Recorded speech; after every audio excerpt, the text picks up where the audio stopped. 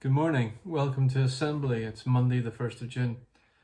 I've had some of the sixth form prefects come in and do readings, and Henry's going to read from a gospel story.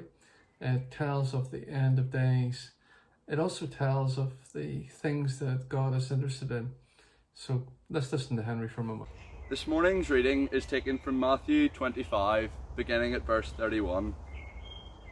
When the Son of Man comes in his glory, and all the angels with him, he will sit on his glorious throne.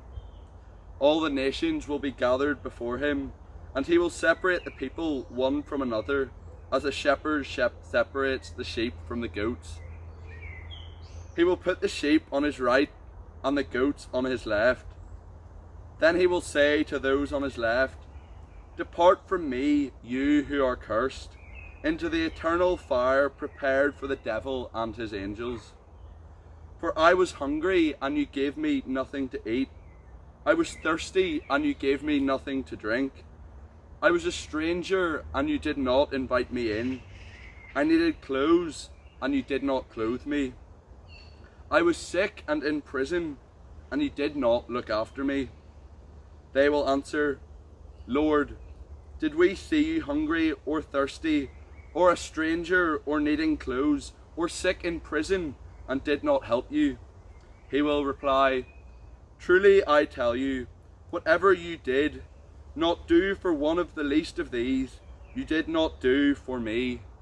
Here ends this morning's reading. Has anyone seen Paddy? No, I haven't seen him anywhere. I haven't seen him, but No idea. no. Might be a while before we see him. My thanks to Henry. Whenever I was young, the focus that teachers would have brought around that passage was on the negative side, the terrible things that were going to happen, and how if you didn't do something, you were going to be punished, or if you behaved in a certain manner, you would be punished. And yet I don't think that's really the point. God has set out very clearly what he hopes and expects for in us. And so he hopes that we will, in our strength and in our resource, look for those who are weak, look for those who are vulnerable, look for those who are hungry, look for those who need help, and that our character should show kindness and goodness. And throughout our lives, we're encouraged to do likewise. Time goes quickly.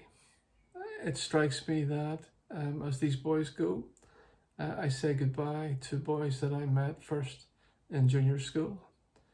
You hear Henry messing at the end to find out where's Paddy McAlpine. Paddy and I did an assembly this year, and we did an assembly in his P7 year. So he's all the way through school now. Whenever we did that assembly, we twice did the same assembly. We took a tin that had peaches in it and emptied it out and filled it with chopped up Mars bars and jelly, and then put a dog food label on the outside, turned it upside down, and then persuaded people to come up and open the tin can, and we scooped out the brown goo and fed it to them. They thinking that it was dog food, and us knowing that it was chocolate and jelly. Making the simple point, God is interested in what's on the inside, not what the label says on the outside.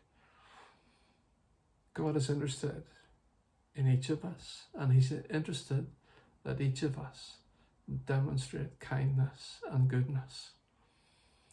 Gents, in this time, which is passing, concentrate on showing kindness and goodness. And I hope to see you all soon. Thank you.